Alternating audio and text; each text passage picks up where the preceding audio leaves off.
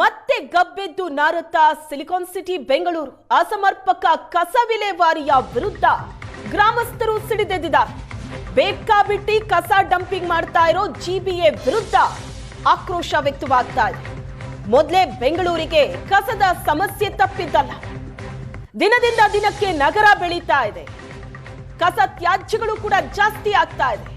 ಪ್ರತಿನಿತ್ಯ ಬೆಂಗಳೂರಿನಲ್ಲಿ ಉತ್ಪತ್ತಿಯಾಗೋ ಸಾವಿರಾರು ಟನ್ ಕಸವನ್ನ ಊರ ಹೊರಗಡೆ ಕೆಲವೊಂದು ಪಾಯಿಂಟ್ಗಳನ್ನ ಗುರುತು ಮಾಡಿ ಅಲ್ಲಿ ಡಂಪ್ ಮಾಡ್ತಿದ್ದಾರೆ. ಆದ್ರೆ ಬೇಕಾಬಿಟ್ಟಿ ಕಸ ಡಂಪಿಂಗ್ ಮಾಡ್ತಾ ಇರೋದಕ್ಕೂ ಆಗಾಗ ಆಕ್ರೋಶ ವ್ಯಕ್ತವಾಗುತ್ತೆ. ಈಗ ಅಂಥದ್ದೇ ಆಕ್ರೋಶ ಮತ್ತೆ ಶುರುವಾಗಿದೆ ಬೆಂಗಳೂರು ಹೊರವಲಯದ ಮಿಟಗಾನಹಳ್ಳಿಯಲ್ಲಿ. ಗ್ರಾಮಸ್ಥರು ವಿರೋಧ ಮಾಡ್ತಾ ಇದ್ದಾರೆ. ವಿರೋಧ ಮಾಡ್ತಾ ಇರೋದಕ್ಕೂ ಕೂಡ ಕಾರಣ ಇದೆ. ಬೇಕಾಬಿಟ್ಟಿ ಕಸವನ್ನ ತಂದು ಡಂಪ್ ಮಾಡ್ತಿದ್ದಾರೆ. 250ಕ್ಕೂ ಹೆಚ್ಚು ಕಸದ ಲಾರಿಗಳನ್ನ ತಡೆದಿದ್ದಾರೆ ಗ್ರಾಮಸ್ಥರು. ಸಾಲು ಸಾಲಾಗಿ ನಿಂತಿರುವಂತ ಕಸದ ಲಾರಿಗಳನ್ನ ನೋಡ್ತಾ ಇದ್ರಿ. ಕಸ ತುಂಬಿ ನಿಂತಿರುವಂತ ಲಾರಿಗಳು ಬೆಂಗಳೂರು ಹೊರವಲಯದ ಮಿಟಗಾನಹಳ್ಳಿಯಲ್ಲೇ ಈ ಕಸದ ಲಾರಿಗಳು ಸ್ಟಕ್ ಆಗಿದೆ.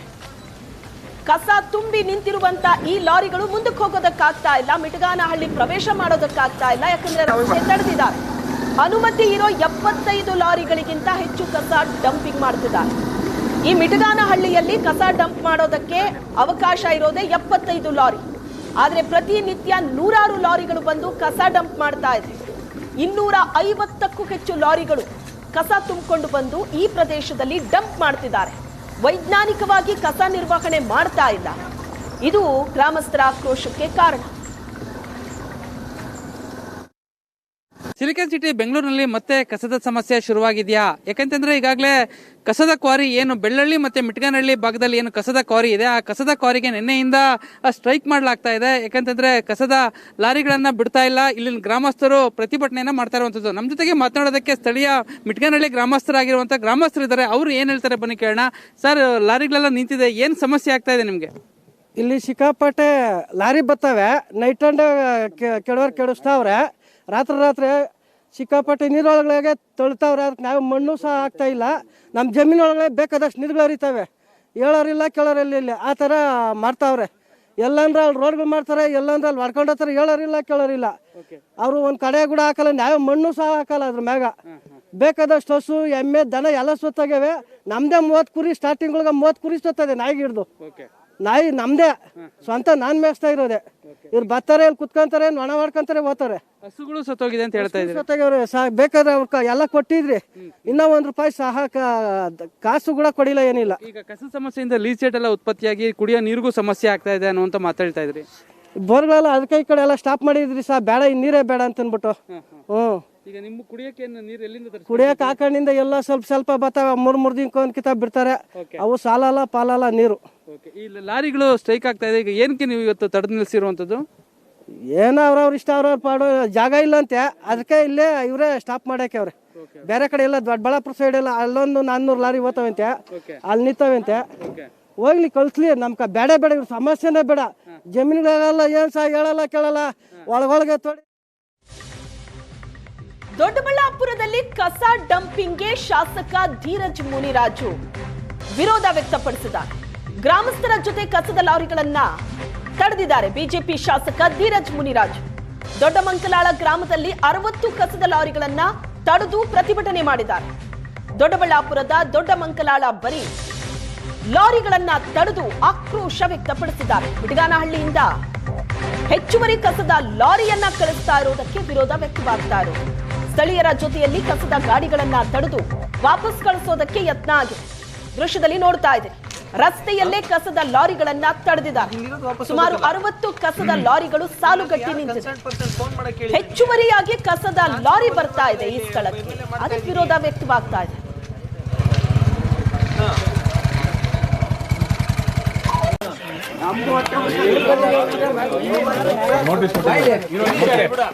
ಹಣ ಇದು ಅಲ್ಲೇ ಇದು ನೋಟಿಸ್ ತೊಡ್ರಿ. ಎಫ್ಸಿನೇ ಇಲ್ವಾ ಗಾಡಿಗೆ? ಹೋಗಪ್ಪ, ಹಣ ಬಿಡ್ರಿ, ಹೋಗಪ್ಪ. ಇನ್ನೆಲ್ಲ ಆದರ್ಸೆ. ನಿಮ್ಗೇನ್ ಸರ್ ಡೈರೆಕ್ಷನ್? ನಮಗೇನು ನಿರ್ದೇಶ ಬೇಕು?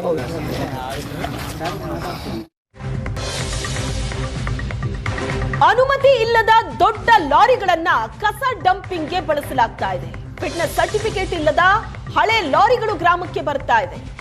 ಅವೈಜ್ಞಾನಿಕ ಕಸ ಡಂಪಿಂಗಿಗೆ ಶಾಸಕ ಧೀರಜ್ ಮುನಿರಾಜು ವಿರೋಧ ವ್ಯಕ್ತಪಡಿಸಿದ್ದಾರೆ. ಫಿಟ್ನೆಸ್ ಸರ್ಟಿಫಿಕೇಟ್ ಇಲ್ಲದ ಹಳೆ ಲಾರಿಗಳು ಗ್ರಾಮಕ್ಕೆ ಬರ್ತಾ ಇರೋದು, ಅನುಮತಿ ಇಲ್ಲದ ದೊಡ್ಡ ಲಾರಿಗಳನ್ನ ಕಸ ಡಂಪಿಂಗ್ಗೆ ಅಂತ ಬಳಸ್ತಾ ಇದ್ದಾರೆ. ಮೇಲಾಗಿ ಹೆಚ್ಚುವರಿ ಕಸದ ಲಾರಿಯನ್ನ ಕಳಿಸ್ತಾ ಇದ್ದಾರೆ. ಇದಕ್ಕೆ ಶಾಸಕರು ಸಿಡಿದೆದ್ದಿದ್ದಾರೆ.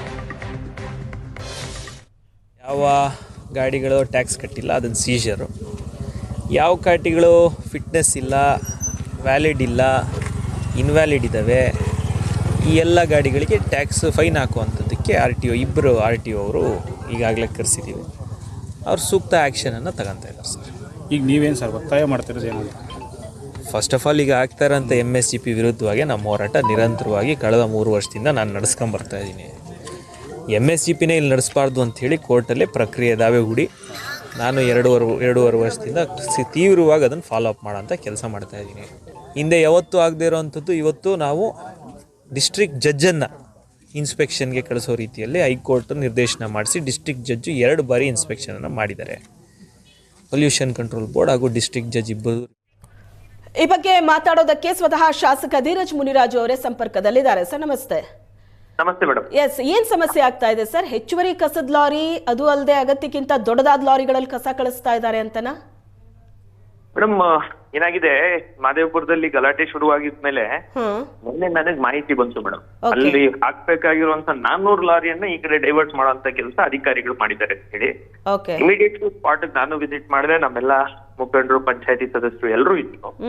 ಈಗ ಆಲ್ರೆಡಿ ನಮ್ಗೆ ಪ್ರತಿದಿನ 70 ಲಾರಿ ಬರ್ತಾ ಇರೋದೇ ತಡ್ಕೊಳಕ್ ಆಗ್ತಿಲ್ಲ ಮೇಡಮ್. ಇಲ್ಲಿ ಎಷ್ಟು ಈಗ ದಿನಕ್ಕೆ 70 ಲಾರಿ ಹಾಕಕ್ ಮಾತ್ರ ಅವಕಾಶ ಇರೋದಾ?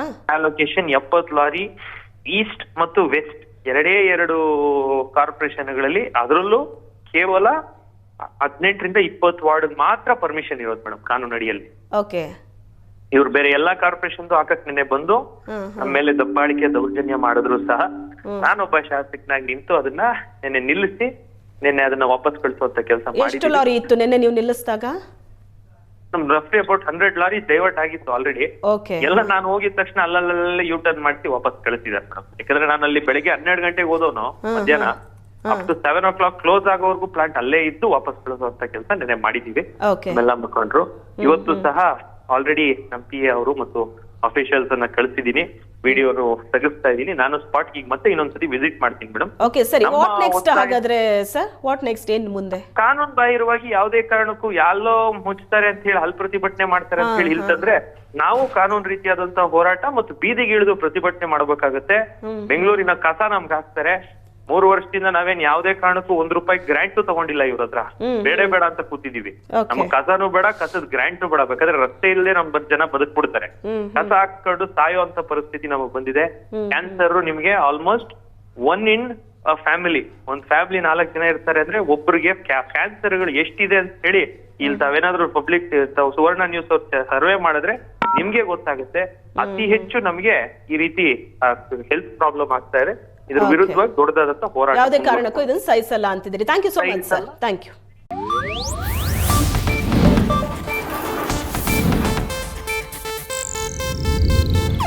ಇದು ಏಷ್ಯಾನೆಟ್ ನ್ಯೂಸ್ ನೆಟ್ವರ್ಕ್ ಪ್ರಸ್ತುತಿ.